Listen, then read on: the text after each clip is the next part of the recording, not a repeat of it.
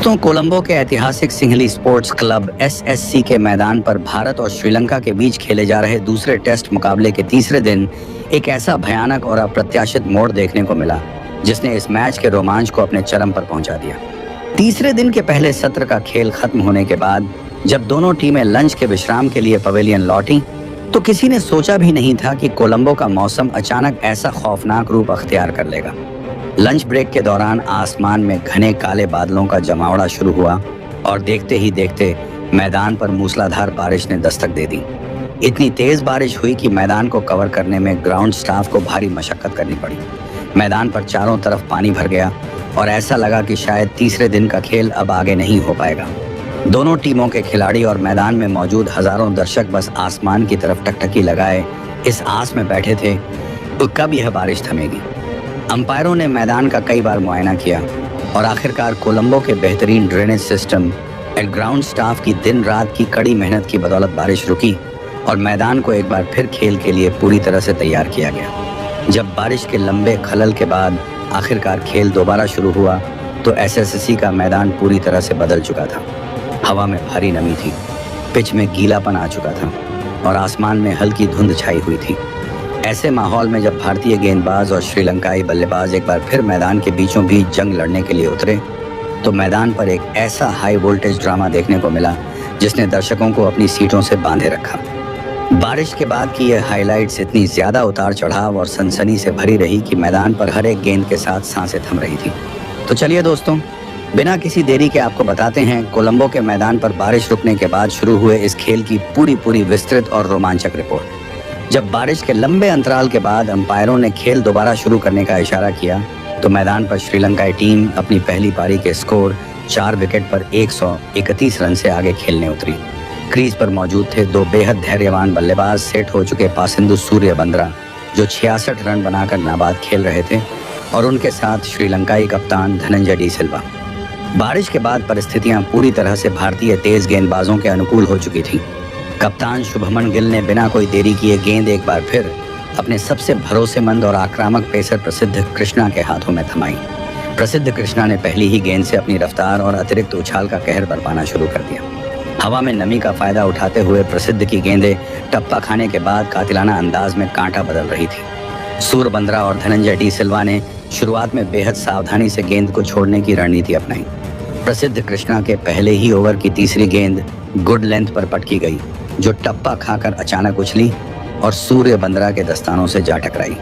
गेंद हवा में गई लेकिन खुशकिस्मती से स्लिप फील्डरों से दूर गिरी। अगली ही गेंद पर प्रसिद्ध कृष्णा ने फिर से अपनी गति में परिवर्तन करते हुए एक तीखी बाउंसर पटकी जिस पर सूर्यबंद्रा ने अंतिम समय में खुद को बचाते हुए टक किया। दूसरी तरफ से शुभमन गिल ने अपने दूसरे प्रमुख तेज गेंदबाज मोहम्मद सिराज को गेंद सौंपी। सिराज ने राउंड द विकेट आकर कोण बनाती हुई गेंदों से कप्तान धनंजय डी सिल्वा पर भारी दबाव बनाना शुरू कर दिया। सिराज की स्विंग होती गेंदों के सामने डी सिल्वा बेहद असहज दिखाई दे रहे थे। लेकिन तीसरे दिन की इस दूसरी पारी का असली ड्रामा तब शुरू हुआ जब कप्तान शुभमन गिल ने छोर बदलकर स्पिन आक्रमण को वापस लाने का फैसला किया। उन्होंने बाएं हाथ के युवा स्पिनर मानव सुथार को मोर्चे पर लगाया। बारिश के बाद पिच पर नमी होने के कारण सुथार की स्पिन गेंदों को ग्रिप मिल रही थी और गेंद टप्पा खाने के बाद अचानक तेजी से घूम रही थी। मानव सुथार ने अपने स्पेल की पहली ही गेंद ऐसी फेंकी जो ऑफ स्टंप की लाइन पर पटकी गई और टप्पा खाते ही कांटा बदलते हुए तेजी से अंदर की तरफ आई। क्रीज पर मौजूद कप्तान धनंजय डी सिल्वा गेंद की गति और टर्न को पूरी तरह से जज करने में नाकाम रहे। डी सिल्वा ने फ्रंट फुट पर आकर डिफेंस करने का प्रयास किया लेकिन गेंद उनके बल्ले का अंदरूनी किनारा छोड़ते हुए सीधे फ्रंट पैड पर जा लगी। मानव सुथार और पूरी भारतीय टीम ने एक स्वर में एलबीडब्ल्यू की जोरदार और गरजती हुई अपील की। मैदानी अंपायर ने बिना किसी हिचकिचाहट के अपनी उंगली हवा में उठा दी। धनंजय डी सिल्वा ने तुरंत नॉन स्ट्राइक कर छोर पर खड़े पासिंदु सूर्यबंद्रा से चर्चा की और डीआरएस लेने का फैसला किया। रिप्ले में साफ देखा गया कि गेंद मिडिल और लेग स्टंप को सीधे हिट कर रही थी और अंपायर्स कॉल के तहत डी सिल्वा को आउट करार दिया गया। कप्तान धनंजय डी सिल्वा 46 रन बनाकर पवेलियन की ओर चल दिए। श्रीलंका को बारिश के बाद खेल शुरू होते ही 138 रन के कुल स्कोर पर यह बहुत बड़ा 5वां झटका लग चुका था। भारतीय खेमे में जश्न का माहौल छा गया। कप्तान के आउट होने के बाद क्रीज पर कदम रखा निचले क्रम के आक्रामक बल्लेबाज सोनल धनुषा ने। धनुषा और सूरबंदरा के सामने अब अपनी टीम को इस संकट की घड़ी से निकालने और भारत के विशाल स्कोर के जवाब में एक मजबूत स्थिति तक पहुंचाने की बेहद कठिन चुनौती थी। सोनल दिनुशा ने क्रीज पर आते ही आक्रामक रुख अपनाने का प्रयास किया। उन्होंने मानव सुधार के अगले ओवर में कदमों का इस्तेमाल करते हुए लॉन्गोनन के ऊपर से एक शानदार चौका झड़कर अपना खाता खोला। दूसरे छोर पर खड़े पासिंदु सूरबंदरा भी अब अपने शतक के करीब पहुंच रहे थे।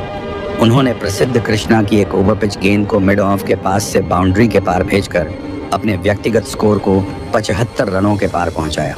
भारतीय गेंदबाजों ने हालांकि दबाव ढीला नहीं होने दिया। दूसरे छोर से रविंद्र जडेजा ने अपनी सटीक स्टंप टू स्टंप लाइन से दोनों बल्लेबाजों को बांधे रखा। जडेजा ने अपनी आर्म बॉल से सोनल दिनुशा को लगातार परेशान किया। सोनल दिनुशा ने जडेजा की बाहर जाती गेंद को पंच करने की कोशिश की, लेकिन गेंद बल्ले का बाहरी किनारा लेकर सीधे पहली स्लिप में खड़े देवदत्त पडिक्कल के पास गई। हालांकि गेंद थोड़ी नीची रहने के कारण पडिक्कल के हाथों के ठीक आगे टप्पा खा गई और दिनुशा को एक जीवनदान मिल गया। इस जीवनदान का फायदा उठाते हुए सोनल दिनुशा ने अगले ही ओवर में मानव सुधार की गेंद को कवर्स के ऊपर से उठाकर एक और चौका बटोरा और श्रीलंकाई टीम के स्कोर को 160 रन के पार पहुंचा दिया। पासिंदु सूर्यबंदरा और सोनल दिनुशा के बीच छठे विकेट के लिए एक बेहद बहुमूल्य और जुझारू साझेदारी पनप रही थी। दोनों बल्लेबाजों ने मिलकर भारतीय स्पिनरों के खिलाफ बैकफुट का बेहतरीन इस्तेमाल किया।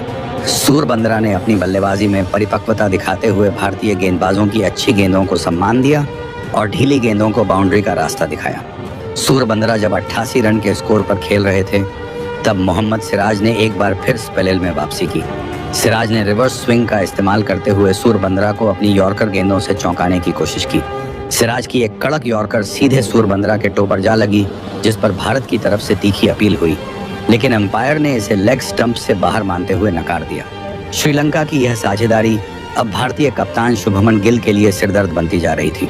ऐसे समय में गिल ने एक बार फिर अपने लंबे कद के तेज गेंदबाज प्रसिद्ध कृष्णा पर भरोसा जताया। प्रसिद्ध कृष्णा ने स्पेल में आते ही अपनी रणनीति बदली और राउंड द विकेट आकर बैक ऑफ अ लेंथ गेंदें फेंकना शुरू किया। यह रणनीति काम कर गई। प्रसिद्ध कृष्णा ने 143 किलोमीटर प्रति घंटे की रफ्तार से एक उठती हुई तीखी बाउंसर फेंकी, जो टप्पा खाने के बाद सोनल दिनुशा के चेस्ट की तरफ तेजी से आई। दिनुशा गेंद की उछाल और रफ्तार से पूरी तरह चौंक गए।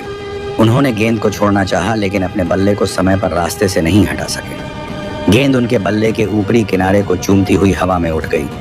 विकेट के पीछे मुस्तैद खड़े विकेटकीपर ऋषभ पंत ने अपनी बाईं ओर 2 कदम पीछे भागते हुए एक बेहद आसान और सुरक्षित कैच लपक लिया।